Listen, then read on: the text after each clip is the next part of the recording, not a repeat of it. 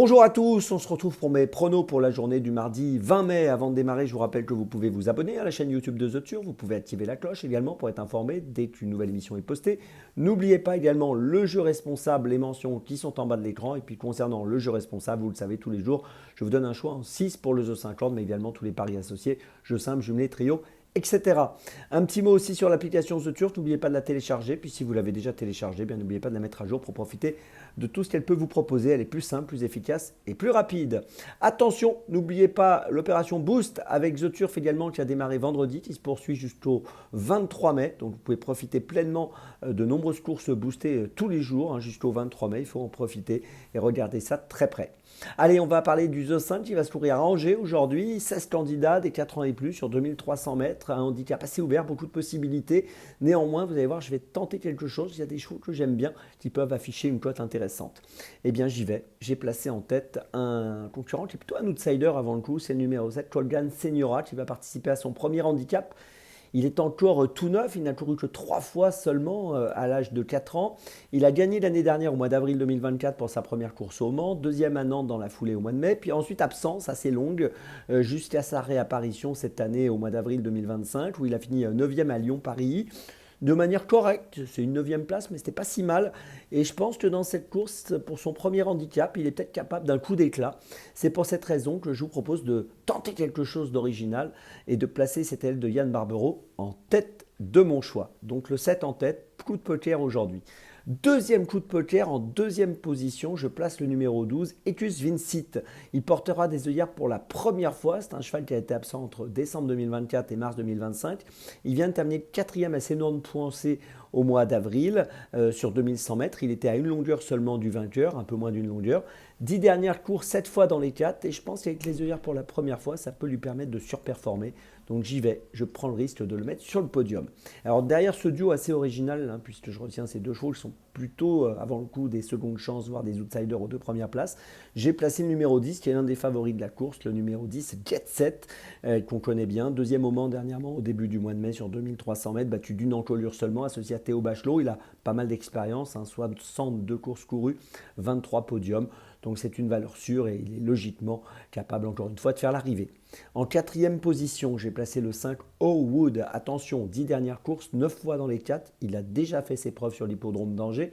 Il reste sur 2 tentatives à Fontainebleau, deuxième et quatrième à Fontainebleau au mois d'avril et au mois de mars, associé à Alexis Pouchin. C'est une bonne chance. En cinquième position, j'ai placé le numéro 3, Reinhard City. Quatrième à Longchamp du prix du Pavillon Royal le 13 avril sur 2400 mètres, c'était bien. Il a été absent entre le mois d'octobre et le mois de mars et c'est un concurrent qui, même avec 59 kg, me semble compétitif pour une petite place. Puis en sixième position, j'ai placé le numéro 1, Splendino, qui devra porter 60 kg. C'est un petit peu de poids, c'est un élève d'Henri Alex Pantal, monté par Tony Picon. Deuxième sur cette piste d'Angers le 26 avril sur ce parcours des 2300 mètres. S'il répète cette sortie, il est capable de finir dans les 5. Je vous résume mon choix en 6 pour ce The 50. Donc je tente un coup de poker en tête avec le 7 Colgan Seniora. En deuxième position, deuxième coup de poker, je vous l'ai dit, avec le 12 Ecus Vincit. Ce sont mes deux bases. Donc là, deux bases assez spéculatives. Et puis derrière, je retiens les numéros 10, 5, 3 et 1. Départ de la course pour ce mardi, 13h55. On continue avec dans mes jumelles et on va démarrer à 12h, réunion 1, course 1 à Angers avec le numéro 3, Lasso. C'est un bon cheval, valeur 51 handicap. Bon, il vaut plus 51 à mon avis, mais c'est quand même un cheval qui a participé au prix du Jockey Club 2022, qui a été absent entre octobre 2022 et mai 2025. Vous vous rendez compte, donc une longue absence de 2 ans et demi. Il a gagné pour son retour le 6 mai au Lion d'Angers de manière convaincante sur 2400 mètres. Là, il va évoluer sur 3000 mètres et je pense qu'il doit pouvoir confirmer qu'il est revenu en forme et j'en attends une confirmation et donc une victoire dans cette première course à Angers. Le numéro 3, Lasso, c'est mon premier choix de la journée. Mon deuxième choix, ce sera à 14h12, réunion de course 5 à Vichy avec le numéro 12, Julian Dark, qui vient de terminer 4e à Vichy au début du mois de mai sur 2800 mètres. Il a fait couru correctement ce jour-là, déféré des antérieurs et ferré des postérieurs. Il sera dans la même configuration aujourd'hui. Il évolue sur 2975 mètres aujourd'hui, il était sur 2008 l'autre jour, 41 courses courues, 6 victoires, ce qui est correct. Il va essayer d'obtenir la 7e victoire de sa carrière, associé à David Becker. Voilà, je tente le coup dans cette épreuve assez ouverte avec ce numéro 12, Julian Dark, donc, qui est mon deuxième choix de la journée.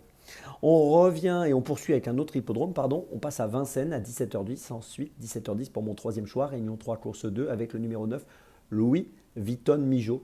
Associé à Mathieu Mottier, il vient de gagner à Vincennes sur 2007. Il retrouve le parcours des 2007. Déféré des 4 pour la première fois l'autre jour. Il sera encore déféré des 4 ici.